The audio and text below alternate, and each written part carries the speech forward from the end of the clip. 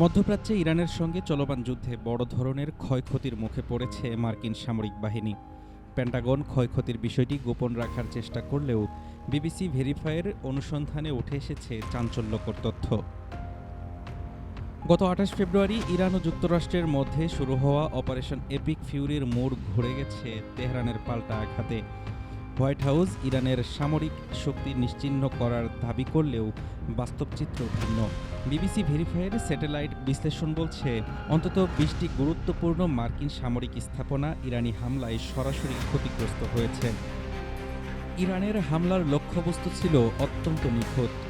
সংযুক্ত আরব আমিরাত ও জর্ডানের বিমান ঘাঁটিতে থাকা ৩টি অত্যাধুনিক third anti ballistic missile system ধ্বংস হয়েছে, যার প্রতিটির দাম প্রায় $১০০ কোটি।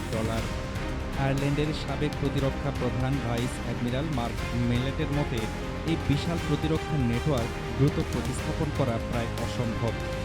বাদ যায়নি আকাশপথের চোখ হিসেবে পরিচিত E-3 সেন্ট্রি নজরদারি বিমানও।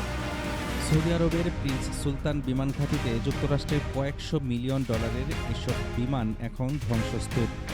এছাড়া ৪২টি যুদ্ধবিমান ও ড্রোন ধ্বংসের খবর পাওয়া গেছে, যার মধ্যে রয়েছে অত্যাধুনিক F-35 ও রিপার ড্রোন। পেন্টাগনের হিসাবে এই যুদ্ধে এখন পর্যন্ত ব্যয় হয়েছে $২৯ বিলিয়ন। বিপরীতে ইরান ব্যবহার করেছে কম দামি কিন্তু অত্যন্ত নিখুঁত সব ড্রোন। ইরানের সর্বোচ্চ নেতা মোজতবা খামেনির হুঙ্কার, মধ্যপ্রাচ্য এখন আর মার্কিন ঘাঁটির জন্য নিরাপদ নয়।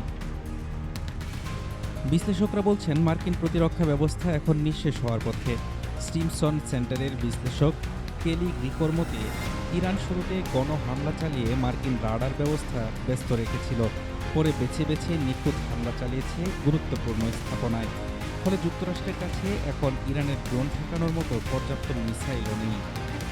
মার্কিন গোয়েন্দা সংস্থাগুলো এখন স্যাটেলাইট চিত্র প্রকাশে নিষেধাজ্ঞা দিলেও সত্য ঢাকা পড়েনি। নড়বড়ে যুদ্ধবিরতির মাঝে নতুন হামলার আশঙ্কা বাড়ছে। আর যদি আবারও যুদ্ধ শুরু হয়, তবে মধ্যপ্রাচ্যে মার্কিন ঘাঁটিগুলো কতটা টিকতে পারবে তা নিয়ে দেখা দিয়েছে গভীর সংশয়। হাফিজুর রহমান তুষার, ঢাকা টুডে।